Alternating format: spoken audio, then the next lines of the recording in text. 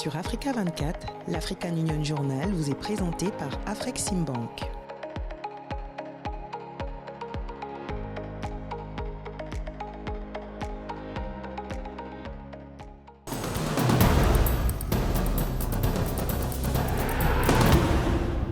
Les besoins en infrastructures hydriques en Afrique dépassent largement les financements actuels.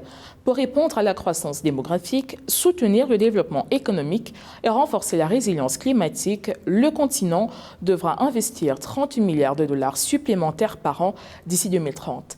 Mesdames, Messieurs, merci de nous rejoindre pour cette nouvelle édition de l'African Union Journal. Reportage et analyse à suivre dans un instant.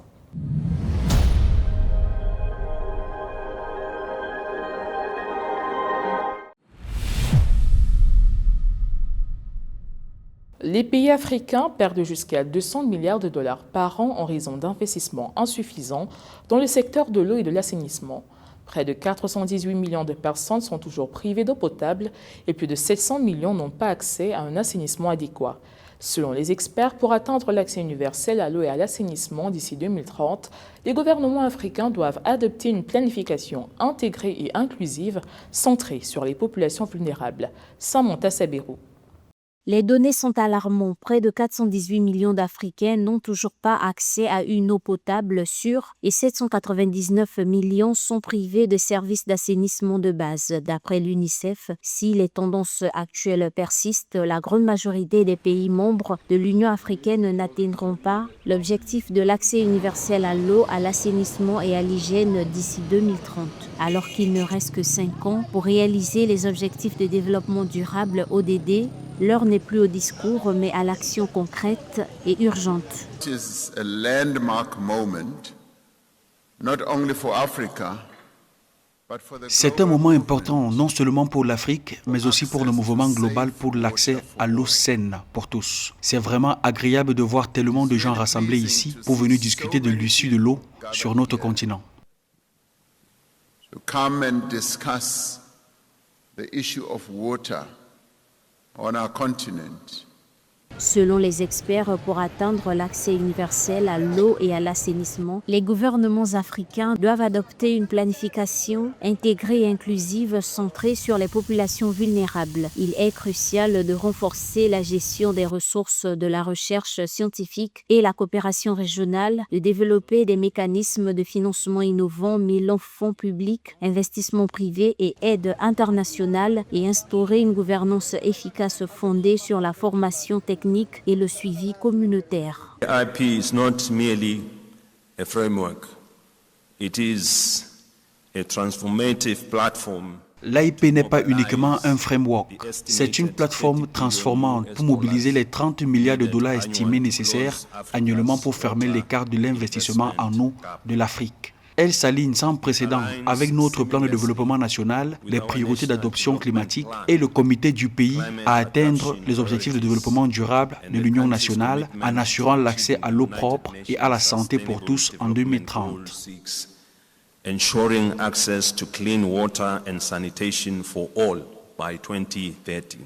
Actuellement, les investissements dans le secteur de l'eau en Afrique se situent entre 10 et 19 milliards de dollars par an, soit bien en dessous des 36 milliards de dollars nécessaires pour répondre aux besoins du continent à l'horizon 2030. Ce déficit de financement doit impérativement être comblé par des renforcements du plaidoyer, mais surtout par des actions concrètes et coordonnées si l'Afrique veut atteindre ses objectifs en matière d'accès à l'eau. Convened under the South Africa's G20 presidency comes at the defining moment, one in which water... Sous la présidence du G20 de l'Afrique du Sud, l'avenir est un moment divin. Un moment dans lequel la sécurité des eaux, le développement économique, l'irrigation de la pauvreté et la résilience climatique doivent avancer ensemble, main dans la main. L'Afrique est confrontée à un gap d'investissement annuel de 3 milliards d'euros. Ce sujet n'est pas simplement une discussion, c'est une mobilisation, un engagement réel, un soutien à la résilience climatique, des projets de sanitation et d'assurer que l'eau devient un moteur de développement soutenable et de prospérité à travers le continent. Water becomes a driver of sustainable development and prosperity across the continent. Atteindre l'accès universel à l'eau potable d'ici 2030 en Afrique est un défi colossal mais réalisable. Il exige des actions urgentes, coordonnées et à grande échelle, allant de la mobilisation de financement à des réformes concrètes, en passant par l'innovation technologique et la coopération régionale. Le temps presse et seuls les engagements politiques solides et une mise en œuvre déterminée permettront d'alerter les experts.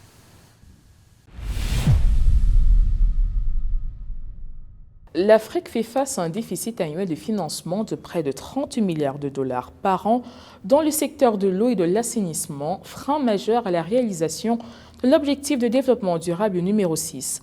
Réunis du 13 au 15 août 2015 au Cap, les dirigeants africains, partenaires internationaux et experts ont adopté la Cape Town Declaration on Water Investments, une feuille de route ambitieuse visant à mobiliser des ressources supplémentaires, attirer de nouveaux investisseurs et aligner les projets sur les financements climat. Entre urgence sanitaire, pertes économiques, estimées à 5% du PIB et espoir d'un nouveau pacte pour l'eau, le continent cherche désormais à transformer ses engagements en actions concrètes. Plus de précisions avec Marie-Raphaël Antolo.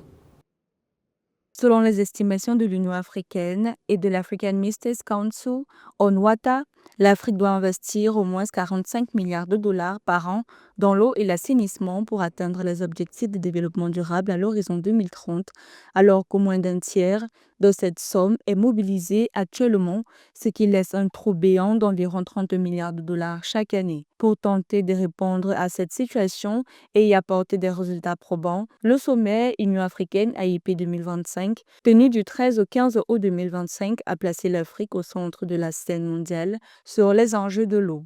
En donnant de la visibilité à des projets concrets et en adoptant une feuille de route ambitieuse, ce sommet a envoyé un signal clair.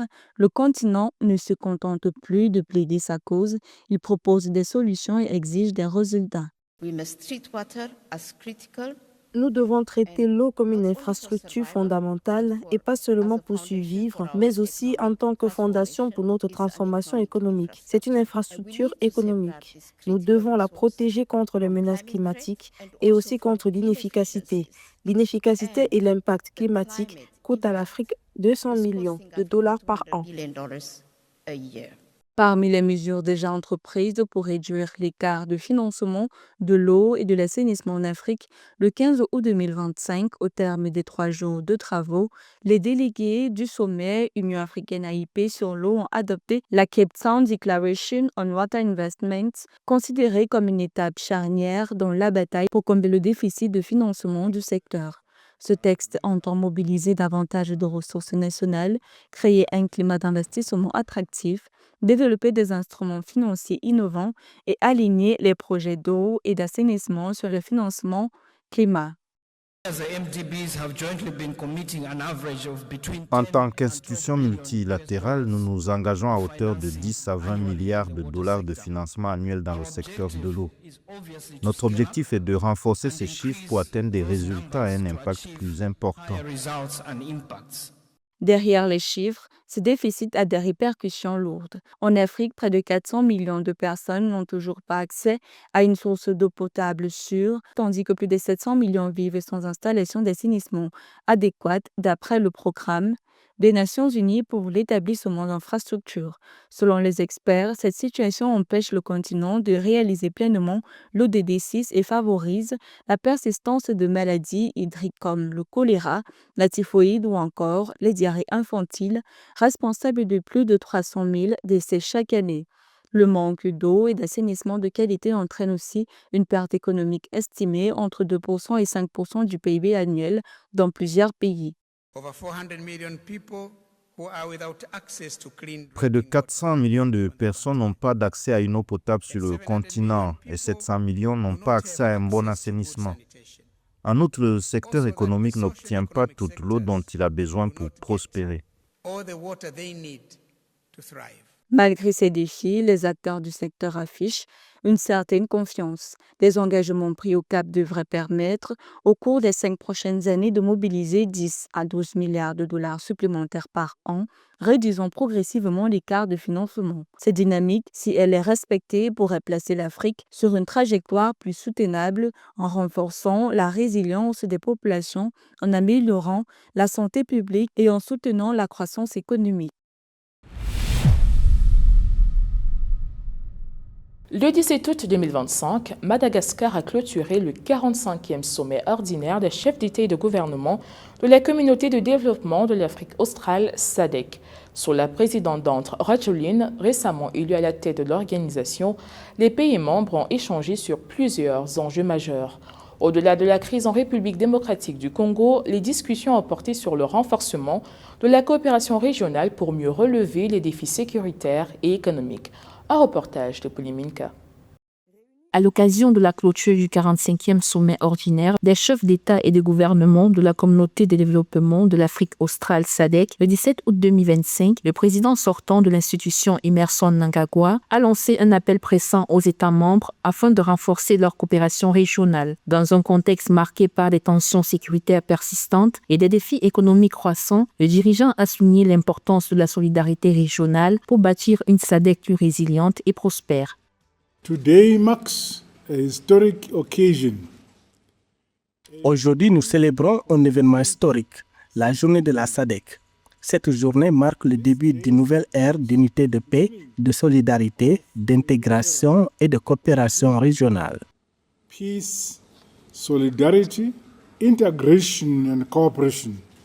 Dans son discours, le président Mnangagwa a insisté sur la nécessité de renforcer les mécanismes de sécurité collective, en particulier dans les zones touchées par l'instabilité, comme l'Est de la République démocratique du Congo ou encore certaines régions du Mozambique. Il a salué les efforts conjoints de médiation et de maintien de la paix menés en partenariat avec d'autres institutions africaines telles que la Communauté de l'Afrique de l'Est EAC. The role of SADC in consolidating peace. Le rôle de la SADC dans la consolidation de la paix, de la sécurité, du constitutionnalisme et de la démocratie est primordial pour une Afrique australe stable et sûre afin d'attirer les investissements. Sur le plan économique, la SADC a plaidé pour une intégration accrue des marchés régionaux, la promotion du commerce intra-africain et une coopération renforcée en matière d'infrastructures et d'énergie. Cette journée de la SADC rappelle la signature du traité fondateur le 17 août 1992 à Windhoek, en Namibie, marquant la transition de la conférence de coordination pour le développement de l'Afrique australe à la SADC actuelle. Increase the trade in what we produce within our respective countries. Augmenter le commerce de nos produits au sein de nos pays respectifs est d'une importance cruciale dans notre quête d'accréditation de l'intégration régionale. Les jeunes, les femmes et notre capital humain sont les catalyseurs essentiels pour débloquer le développement durable. Catalysts to unlocking sustainable development and industrialization of the region. À l'issue des travaux, le président malgache Andry Rajoelina a été élu président en exercice de l'organisation régionale, succédant ainsi à Emmerson Mnangagwa du Zimbabwe pour 1 an. Cette présidence confère une visibilité importante à Madagascar, qui a accueilli plusieurs événements économiques et politiques en marge du sommet.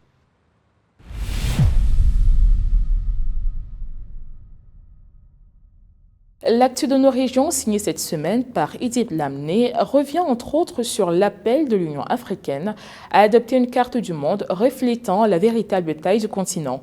Les mesures prises par le nouveau président de la CEDEAO pour amener le Mali, le Burkina Faso et le Niger au sein du bloc. Enfin, la caution douanière régionale initiée par la CAE pour accroître l'efficacité commerciale.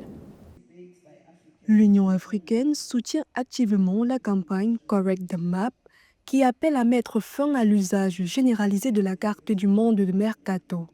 Cette projection, conçue au XVIe siècle pour la navigation, déforme la taille des continents, réduisant l'Afrique et exagérant des régions comme l'Amérique du Nord ou le Groenland. Selon l'Union africaine, ces distorsions alimentent des stéréotypes et influencent l'éducation, les médias et les politiques publiques. La campagne propose d'adopter la projection Equal Earth, plus fidèle à la superficie réelle des pays, et de l'intégrer dans les programmes scolaires africains et auprès des institutions internationales. L'Union africaine insiste sur l'importance de redonner à l'Afrique sa juste place sur la scène mondiale et encourager ses 55 États membres à soutenir cette initiative.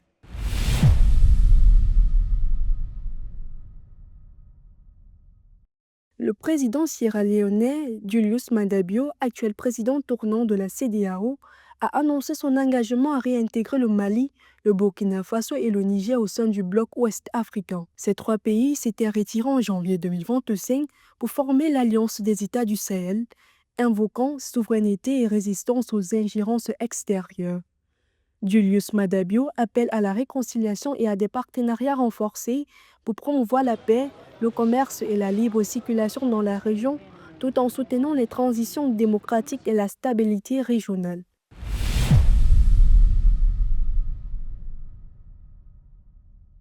La communauté de l'Afrique de l'Est a lancé l'EACBON, une caution douanière unique permettant aux commerçants de sécuriser l'ensemble de leurs marchandises entre les États partenaires avec une seule garantie. Actuellement déployée en phase pilote en Ouganda, au Kenya et au Rwanda, cette initiative vise à réduire les coûts, accélérer les passages aux frontières et libérer près de 2 milliards de dollars de capitaux auparavant immobilisés. L'EACBON s'inscrit dans un cadre numérique régional intégrant douane, banque et suivi des marchandises pour renforcer la transparence, limiter la fraude et stimuler le commerce et l'emploi en Afrique de l'Est.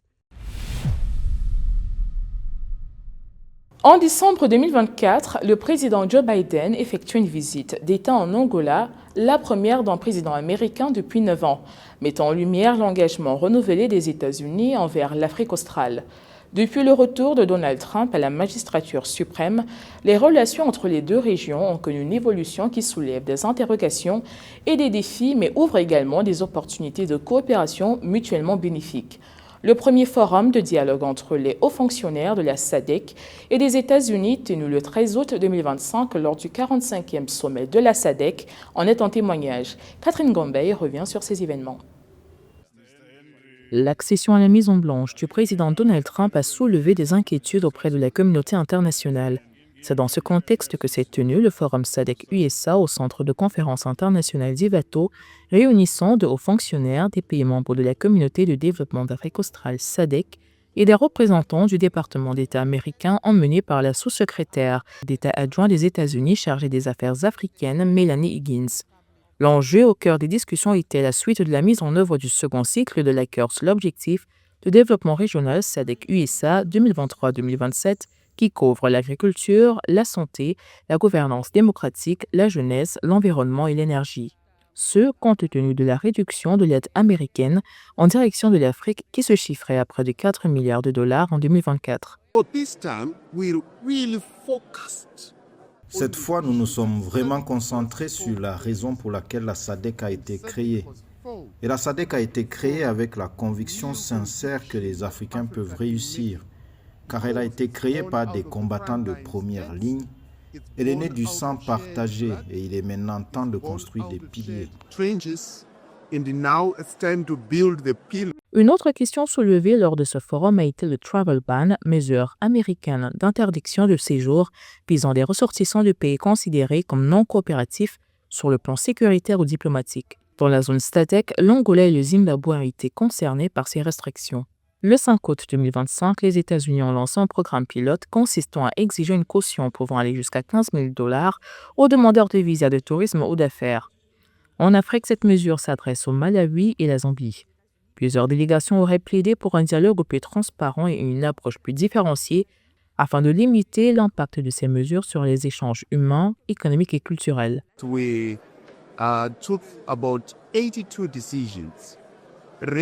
Nous avons pris environ 82 décisions, allant de décisions fondamentales à des décisions relatives à la paix et à la sécurité. Nous avons également pris des décisions concernant le développement de l'infrastructure. Nous avons pris des décisions sur les questions de capital humain et concernant l'intégration et la question des visas. L'objectif est qu'il y ait une réciprocité juste sur les visas. À ce titre, nous avons félicité le Zimbabwe, les Seychelles et Maurice pour avoir assoupli les exigences en matière de visas. Zimbabwe, Seychelles and Mauritius for having removed visa requirements for SADC. Les relations entre la SADC et les États-Unis pourraient être compromises à l'avenir avec la remise en question de l'African Growth and Opportunity Act, AGOA, qui expire en septembre. En effet, aujourd'hui, le Lesotho, le Botswana sont taxés de 37% sur les droits de douane sur les exportations de textiles, de mines et de produits agroalimentaires. Le 2 avril 2025, les États-Unis ont annoncé une nouvelle politique commerciale qui introduit des droits de douane réciproques de 11 à 50% sur tous les produits importés de la région SADC à compter du 9 avril. En termes d'exposition, ces tarifs imposés à la SADC représentent près de 4,4% des exportations qui sont dirigées vers les États-Unis. Nous sommes une région intégrée qui parle et fait le travail dont elle parle, car il est très important que nous fassions ce que nous écrivons et que nous écrivons ce que nous faisons.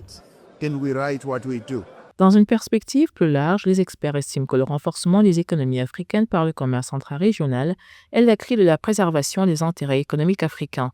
Il n'exclut cependant pas la possibilité pour les États de signer des accords bilatéraux, bien que cette option lève la vulnérabilité de nombreux pays.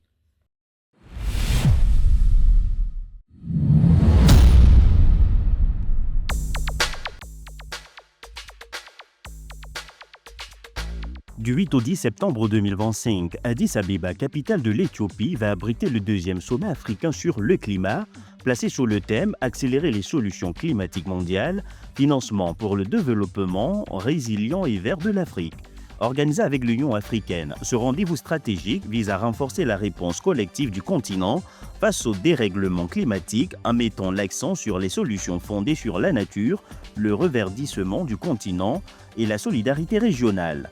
À l'approche de la COP30, les dirigeants africains y défendront une position commune en faveur de la justice climatique, du financement durable et du transfert de technologies, affirmant ainsi le rôle central de l'Afrique dans la transition écologique mondiale. Les 14 et 15 octobre 2025, Londres va accueillir le forum AFSIC, Investing in Africa, un rendez-vous majeur pour les investisseurs souhaitant explorer les opportunités de croissance sur le continent africain. L'événement mettra en avant des projets prêts à l'investissement, facilitera les mises en relation stratégiques et offrira un accès à des outils clés comme le Dealbook et l'African Investment Dashboard. Objectif, mobiliser des financements durables, stimuler le développement et renforcer les partenariats entre l'Afrique et les acteurs économiques mondiaux. Du 20 au 22 novembre 2025, Accra sera l'hôte du sommet des jeunes leaders africains organisé par le Young Global Leader Network. Sur le thème « L'Afrique que nous voulons en 2040 », l'événement réunira de jeunes talents africains engagés autour des enjeux de gouvernance, d'entrepreneuriat, de durabilité et d'innovation. L'objectif affiché, faire émerger des idées concrètes, renforcer des réseaux de jeunes leaders et contribuer à une vision collective de l'avenir du continent.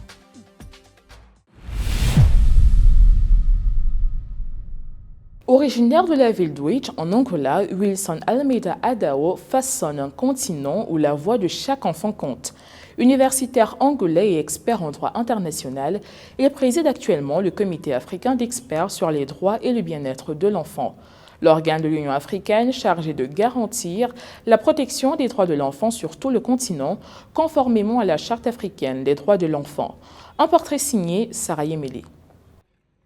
Les enfants africains continuent de faire face à des défis systématiques allant des conflits et déplacements au manque d'éducation et aux pratiques culturelles néfastes. Le KFD, sous la direction de Wilson Almeida Adao, a intensifié ses efforts pour surveiller le respect des normes par les États, élaborer des orientations politiques et défendre le bien-être des enfants. Il est important que tous les États africains travaillent ensemble pour créer l'Afrique en laquelle croient nos citoyens. Né dans la province d'Uigé en Angola en 1985, en pleine guerre de déplacement forcé, Adoa a vécu de près les difficultés rencontrées par de nombreux enfants africains. Il est ensuite devenu maître de conférences en droit international et droit africain à la faculté de droit de l'Université catholique d'Angola. En novembre 2023, il est devenu le premier Angolais à être élu président du KFD au sein du système international des droits humains de l'Union africaine et a été chargé d'orienter la vision stratégique du comité. Já tivemos intervenções com grande impacto na sociedade africana, como, por exemplo, a luta contra a erradicação da... Nous avons déjà mis en œuvre des interventions qui ont eu un impact significatif sur la société africaine, comme la lutte contre les mutilations génitales féminines, le mariage des enfants et d'autres pratiques traditionnelles néfastes. Nous réitérons également notre appel aux États africains pour qu'ils augmentent considérablement le budget qu'ils consacrent à l'enfance. Aumento substancial do orçamento que alocam os seus estados para as crianças. Défenseur de la collaboration institutionnelle et de l'élaboration de normes et de politiques directrices, Adoa a joué un rôle clé dans la promotion des changements positifs. Parmi les décisions récentes prises par le comité sous la direction figurent des projets axés sur les enfants handicapés, les pratiques néfastes et l'impact du changement climatique. Ces initiatives visent à garantir que les actions gouvernementales se traduisent par des améliorations tangibles dans la vie des enfants en Afrique.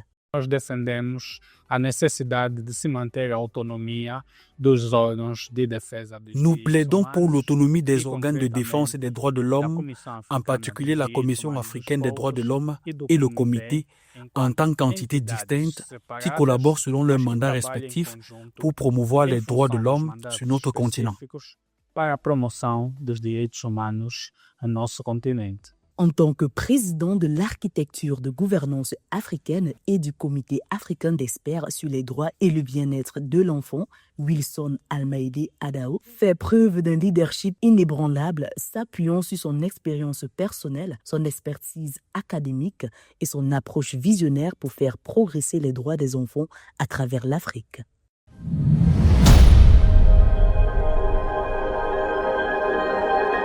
Mesdames, Messieurs, merci d'avoir suivi cette édition de l'Africa Union Journal préparée par l'ensemble de la rédaction. L'actualité se poursuit sur nos différentes antennes, mais surtout sur africa24tv.com et sur l'application MyAfrica24.